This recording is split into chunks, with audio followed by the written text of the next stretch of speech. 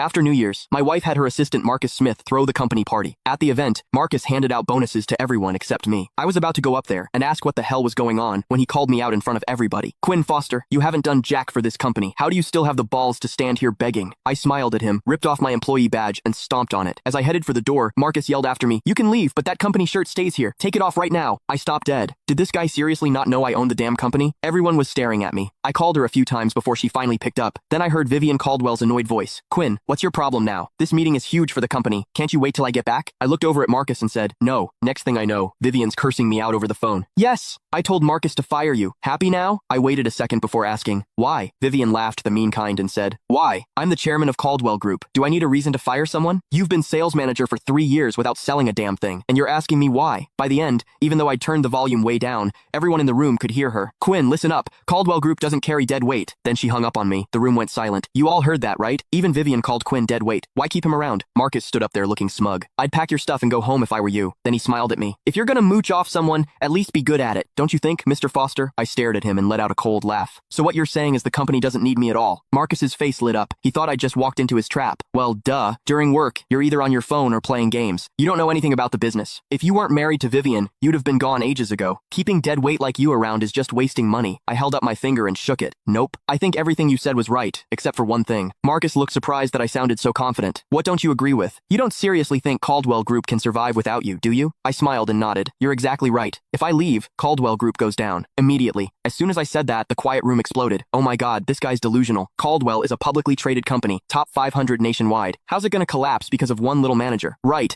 This guy just rides on being the chairman's husband. He's been lazy for 3 years, doing nothing but collecting a paycheck. He's disgusting. How do people like this even exist? Pretty boy freeloader just dropped dead already. The trash talk got louder and louder, but I didn't care, because every word I said was true. Caldwell Group went from a tiny nobody company 3 years ago to a publicly traded corporation with over 10,000 employees, and that was all me. Or really, the connections I brought. It had nothing to do with Vivian. Back then, Caldwell Group's founder, Gregory Caldwell, flew all the way from Boston to New York just to beg me to marry his granddaughter, and he had a marriage contract with him. It did have my grandfather's signature on it. I was young and didn't know what love was. I figured if Grandpa set it up this way, he had his reasons. But I never thought that after building Caldwell Group into what it is today, they'd turn around and call me dead weight. That pissed me off. Right then, I decided to confront Gregory Caldwell face to face and ask him straight up if the Caldwell family was planning to screw me over. If he kept Vivian as chairman, I'd have no problem sending the Caldwell family right back to where they were 3 years ago. Wait, just as I turned to leave, Marcus called out, "You're just gonna walk out like that?" I slowly turned back around. "What? You gonna invite me to stay for dinner?" Marcus stared at me with this nasty grin before saying, "Before you go, you need to leave company property behind." I narrowed my eyes at him. "I already gave you my badge. What else is there?" Marcus laughed, then raised the mic. "Take off that company uniform you're wearing. Click the link in my bio to get the full story for free."